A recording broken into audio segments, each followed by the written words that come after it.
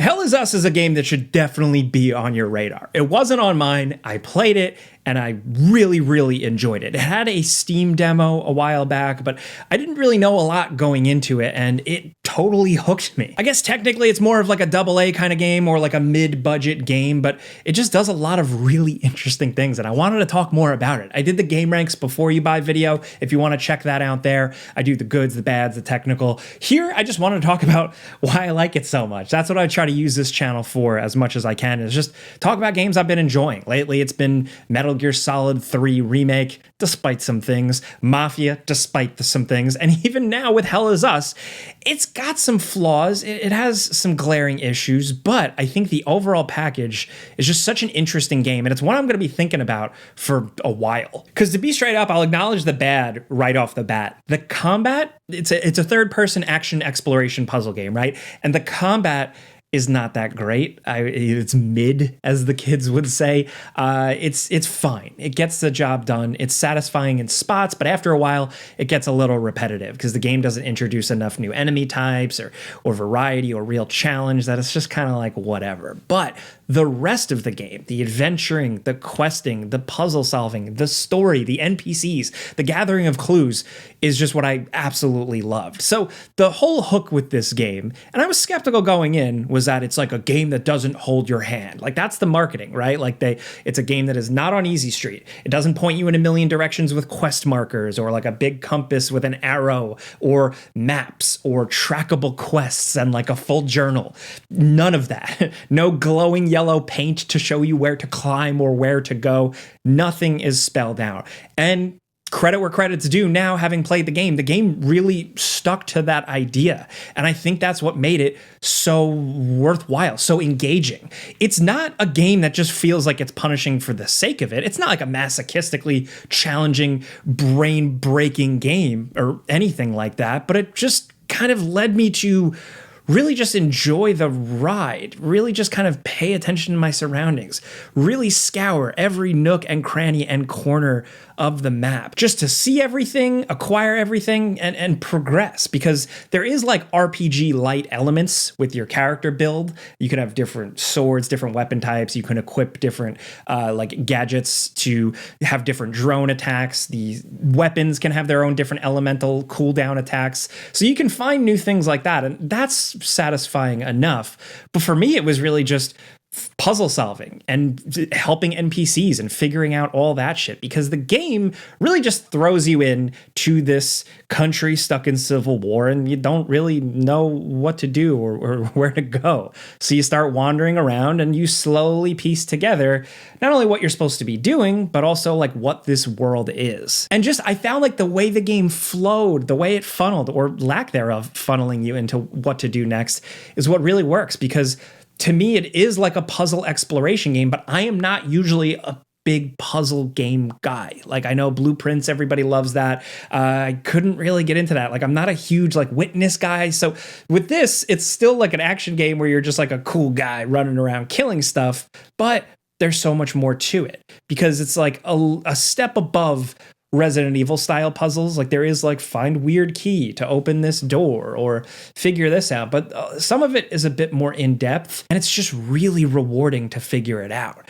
But a lot of this stuff still sounds kind of standard, right? Like from what I've described, but I think a lot of it comes down to the level design. The game is just laid out in like a really cool way with these big open zones. It's not open world, but essentially early on in the game, you steal like an APC, and that's your mobile base of operations. And you can go to that to kind of do some quest things, but also click into a new open zone and travel to that zone. And then when you're in these zones, some of them feel really massive, right? You're in like haunted woods, you're in like open marshes, abandoned towns, surprisingly big towns and villages. And I just really enjoyed exploring these places because like the game does a really good job of like setting you up to not know what's around every corner. I'm sorry if I'm repeating this part from my before you buy, but like I really enjoyed, you know, walking through a creepy abandoned town and not knowing if there's going to be a monster that tries to kill me around the next corner, or maybe like an NPC hidden out in a bombed out building, or just another puzzle or another side objective to figure out.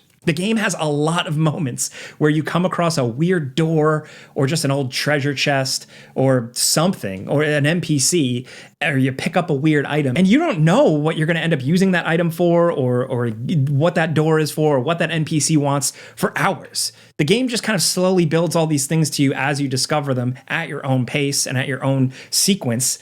And then little by little over time, it all kind of starts to come together as you put things together yourself.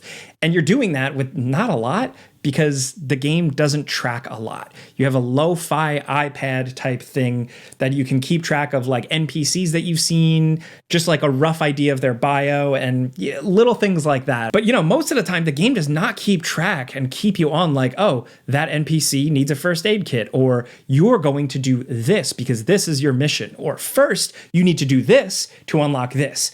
The game doesn't set any of that up for you. It doesn't hold that for you. So you kind of have to just either remember it, write it down. I was taking a lot of photos of things with my phone. That might sound intimidating to some. It is not like I said, it's not like The Witness. It's not this like intense puzzle game, but there is a bit to it. It's a bit more hands-on than you'd expect. And for me, it was like just the right temperature. It was just the right amount. And I liked exploring these places so much because it honestly gave me the feel, and it sounds like I'm gushing because I am. Stick with me.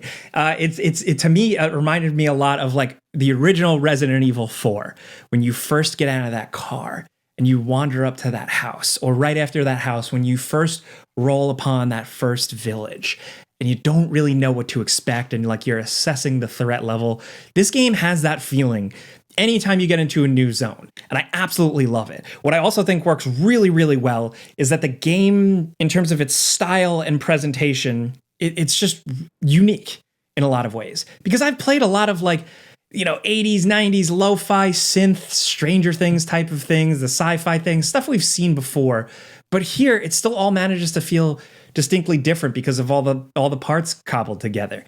And like with this country that you're in, this like isolated country, it's riddled by civil war. There's really good world building. And I think a lot of it also has to do with the fact that like they kept things kind of vague or open, but not in a way that feels like they're shying away from saying something, but in a way that you can kind of look at it and you can see it as a real world place, whatever place you have in your head, your hometown, a place in the news, anywhere. Because the towns and the style is like, it feels like, is it like American, like at the countryside? Is it Canadian? Is it kind of European? The different architectural styles, the way the streets work, it feels vaguely European, but in a way you can't quite put your finger on. And I think that helps you kind of get into and absorb this whole thing. And I was on board for like the lore and the world building and learning about this culture and kind of clashing cultures in this country causing this civil war, where at first you get in, you talk to some NPCs in the first town, you think you got it all figured out, who's the bad guy, who's not, and then as the game develops, it kind of challenges you to think a little bit differently. And I think the game, and some people are going to be turned off by this, but like I think the game does a good job of like having something to say with this, with human suffering, with civil war, with squabbling, and honestly like ancient struggles, because the game lets you, it gives you opportunity to like kind of go back and learn ancient history of this country and kind of see why these people are fighting and what the deal is. And in a way that, again, it's not hiding from like real world comparisons or anything. It's not being vague just to hide. I think it's just doing it in an effective way because it's so fleshed out. It's not half-assed. It goes all in on its world. And you really realize that war is hell. Something clicked with me in this game when like you keep stumbling upon NPCs, right? You'll find NPCs in a town, but every once in a while you'll find an NPC in a cave or a family stranded behind enemy lines or like stuck in a bombed out town. And at one point I found a child. Like there's multiple kids in this game that you find huddled in blankets or hidden in a closet with a flashlight somewhere. And you talk to them and they're scared. And it's like convincing. It's such an interesting thing to experience in a game. Like we've had bits of it in like This War of Mine and stuff like that, but in like a third person kind of like high fidelity action adventure game, it's cool to see. And like, saying with like kids in danger in war and stuff, but the game also just goes hard on grim shit, dude. Like, I don't know if this is gonna like demonetize my video, but you come across like people being hung in the streets, piles of bodies, and it's just like war crime central. A lot of this game, Hell Is Us, the title, like they stick with that, and it's like the horrors of war crimes and shit like that. But it's effective. It doesn't feel like it's shock factor. It actually lands because you learn so much about this place. Your main character, Remy, has some ties to this place, and it works. Now, I mentioned Remy because he's a little bit more of a vessel. He has a story. He's voiced by Elias Tefexis, great voice actor. Of course, he is the voice behind Adam Jensen from Deus Ex, so you kind of know what to expect. It's a cool, iconic voice, and it works here. This guy has a weird-ass haircut. I'm just going to say it. They gave him like a weird curly broccoli-headed haircut. But other than that, he's kind of like a cool Watch Dogs guy in a baseball cap, guy in a hood. Totally works. Pretty iconic looking, but he works well enough. I think it's more like everyone else that you work with, everyone else you talk with that I found more interesting than him, only in certain spots. But the story also deals with the supernatural. There's a lot of that, and I think it all works. Like I said, I wish there were more monsters because after a while, the combat gets old and the monsters aren't as scary or threatening anymore. Not enough bosses either, which was really a downer. But at the very least, those first couple of hours, you're like, what the fuck is going on? Who are these weirdos?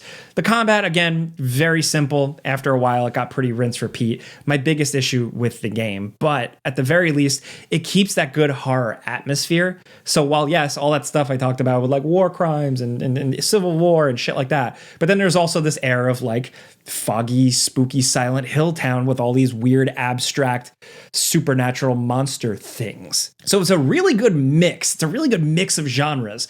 And to me, do you remember that show Dark? It was a German show. It was kind of like extra sci-fi time travel, Stranger Things from Germany. And it was a great show. It was on Netflix, and it had a really good, dark, unsettling kind of pit of your stomach tone to it. It had a very dreadful tone. And I've been chasing something that has felt like that show for a while. And I think Hell Is Us kind of touches upon some of that just in terms of tone and atmosphere in a way I really liked. I think too, also because of the mysterious aspect of the game, because again, you don't know what the hell you're doing. You're trying to figure shit out. You're learning about this world and everything as you go. But also the sense of kind of awe and scale to a lot of it really surprised me because you have these zones. They're not open world, so you know they're only so big, but you don't have a map. And you don't have anything pointing you, so you get lost a lot. It's all handcrafted, detailed maps. There's only like one that was a little forgettable, but like they're all pretty detailed, handcrafted, and you still will end up getting mixed up and lost because you can't keep track of much. And some people, that might be tedious. You might go insane and be like, I'm wandering around forever because I forgot where this one NPC was that I needed to talk to from 3 hours ago. Or I found a key for a treasure chest, but I saw that treasure chest a while back somewhere. I don't remember where it is. You might go crazy. You might think it's tedious just for the sake of it. But for me, it was the world, the atmosphere, everything that I was just along for the ride. And to go back to what I was trying to say before, because I'm totally scatterbrained here, just spitballing, but it's the sense of mystery and then kind of awe as you discover how big some of these zones are. The amount of times I thought I found like a little village and that was the open zone, and then all of a sudden I discovered a secret door that opened up a whole new area, or I found a very hidden off the beaten path manhole cover and went underground and then found an entire dungeon underneath it with more stuff to do. That gradual and consistent discovery is just what locked me the fuck in with this game. That's the kind of lo-fi synth music that I think is very good, very, very good atmospheric music that works because you do wander around so much and you're going to be lost or you're going to like forget what you were doing, right? But you're just kind of wandering around, always looking for stuff. The music is so good and chill and atmospheric that I just enjoyed the ride completely. It is, for me, kind of been like a vibes game. I know that's like an overused thing, but you're here for the vibe. And the Hell Is Us vibe just really worked for me. Again, I'm excited about this one because I didn't see it coming. When I first saw it, it kind of looked like a sci-fi, futuristic, Souls-like game. That's not it at all. It's not that at all. And then even hearing the developers talk about how we're not going to hold your hand and it's going to be difficult. I'm like, okay, sure, dude. But it actually delivered. I also found it gorgeous too. Like I just loved the design of these areas, the look, the use of color in such a world where it's like, it's always just like bombed out buildings and dreary and rain.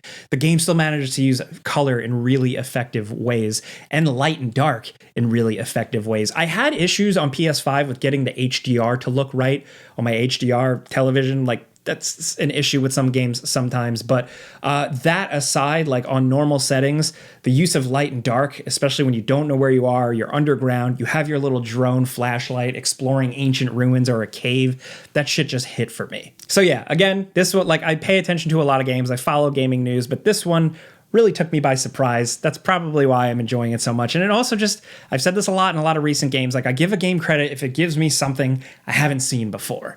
And that's this. Also, the fact that like it's not a full priced game, but it gives you a good amount of hours, especially if you're like me and you're bad at puzzles, so you spend extra time wandering and figuring it out. Yeah, it's not for everybody, whether you don't like the handholdy thing, like you'll get frustrated or find it just overly obtuse or tedious.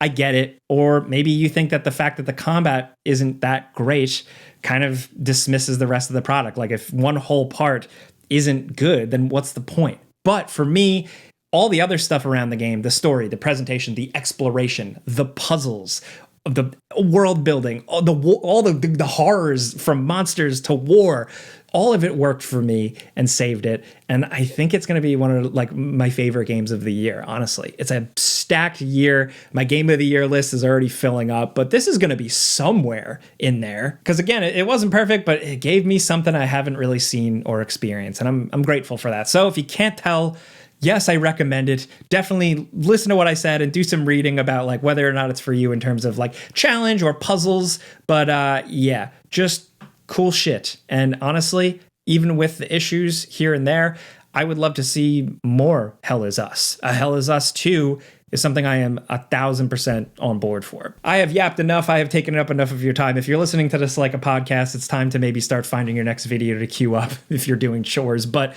I definitely want to know what you guys think because the game is releasing now. So let me know what you think about it. If you played the Steam demo, I'd love to hear your first impressions because you really only got the tip of the iceberg with that. The game ends up feeling way, way bigger than you even realize, trust me. But if you do play it, go in blind. Don't use a guide if at all possible. Don't watch too much stuff because I had so much fun just kind of slowly piecing together what the hell this game is. So I recommend it as an experience like that. But yeah, again, let me know what you think. Let me know what you're expecting. Anything at all about Hell Is Us, hit me up. Again, if you want to hit me up more directly as well, social media, Instagram, Twitter, Letterboxd, at Jake Baldino. Thank you for hearing me out on this one. Again, I like this channel. I talk about gaming news more, but like I started this channel because I just wanted to talk about the games that excite me.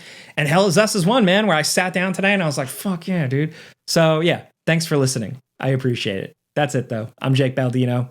Subscribe because video games, pizza's on me.